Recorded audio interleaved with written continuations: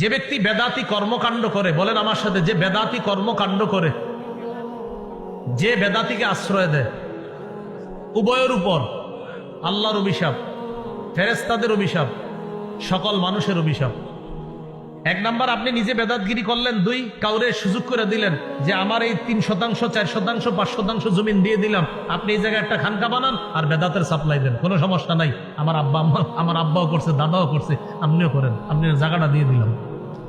এই যে আপনি জায়গা দিলেন বেদাতি কর্মকাণ্ড করার জন্য, আপনার উপর অভিশাপ। আর যে আশ্রয় দিলেন যারে, তার উপরও অভিশাপ তো আছে, সে বেদাতি কাজ করবে। আর আপনি যে জায়গা দিলেন, আপনার উপর অভিশাপ। যতদিন তওবা না করবেন অভিশাপ চলতেই থাকবে, আর এটা থেকে ফিরে না আসা পর্যন্ত আল্লাহ তওবা কবুল করবে না। দলিল সহিহ বুখারীর 3172 নম্বর হাদিস। রাসূলুল্লাহ সাল্লাল্লাহু আলাইহি সাল্লাম বলেন, মান আহদাসা ফিহা হাদাসা আও আওয়া মুহদিসা ফাআলাইহি লানাতুল্লাহ ওয়াল মালাইকাতি ওয়ান নাসি আজমাইন। যে ব্যক্তি বেদাতি কর্মকাণ্ড করে, যে কোনো বেদাতিকে আশ্রয় দেয়, তার উপর আল্লাহর অভিশাপ, ফেরেশতাদের অভিশাপ, দুনিয়ার সকল মানুষের অভিশাপ। নাউযুবিল্লাহ। কি শিখলাম ভাই? কোন বেদাতিকে আশ্রয় দিব না, বলেন ইনশাআল্লাহ। বেদাতের 4 নাম্বার ভয়াবহতা, বলেন আমার সাথে। একটা বেদাত কোন এলাকায় প্রতিষ্ঠিত হয়ে গেলে ওই এলাকা থেকে একটা সুন্নত আল্লাহ উঠায় নেয়। সেই সুন্নতটি কিয়ামত পর্যন্ত ওই জাতির কাছে আর ফিরিয়ে দেয় না। কোন এলাকায় একটা বেদাত প্রতিষ্ঠিত হবে, আল্লাহ একটা সুন্নত উঠায় নিবে, এই সুন্নত আর কিয়ামতের আগে ফিরিয়ে দিবে না। দলিল সুনানে দারিমি, ইমাম দারিমি রাহিমাহুল্লাহ হাদিস আনছেন মুকদ্দিমার মধ্যে 94 নম্বর হাদিস।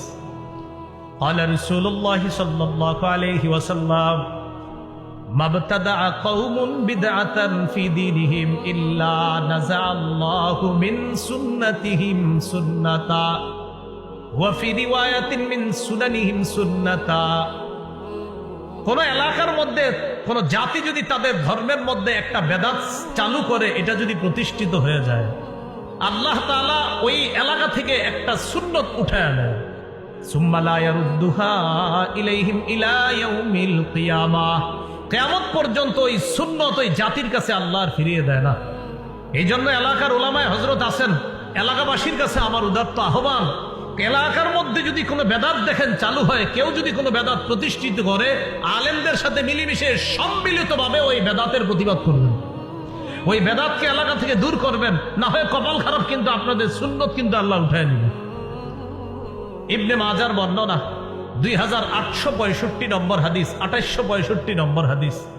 এই হাদিসের মধ্যে আছে ক্বালা রাসূলুল্লাহ সাল্লাল্লাহু আলাইহি ওয়াসাল্লাম, নবীজি বলেন, ইন্নাহু সায়ালি আমরাকুম মিন বা'দি রিজাল ইউতফিউনা সুন্নাহ ওয়া ইউহদিসুনা বিদআহ ওয়া ইউআখিরুনা আস-সালাতা আন মাওয়াকিতিহা।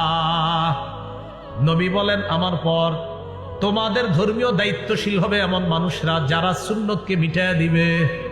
যারা কি মিটায়া দিবে? সুন্নত। আপনাদের সামনে এরকম এরকম মানুষ বসে, সামনে লাখ লাখ মানুষ বসে, এই লোক হাজার হাজার লাখ লাখ মানুষের সামনে বৈশা সুন্নত মিটায়া দিচ্ছে, এবং তাকে আপনারা দ্বীনের নেতা মনে করতেছেন।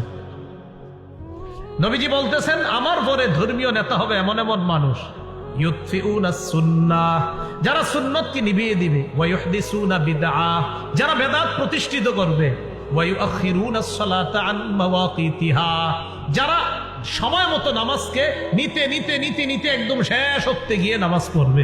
আসরের নামাজ কোনো মতে সূর্য ডুবার সময় গিয়ে আল্লাহু আকবার 4টা ঠুকুর দিবে, এরকম করবে। আব্দুল্লাহ ইবনে মাসউদ রাদিয়াল্লাহু তাআলা আনহু বললেন, হুজুর কাইফা বি ইন আদরাকতুহুম, এই জাতীয় বেদাতি যদি পাই কি করব?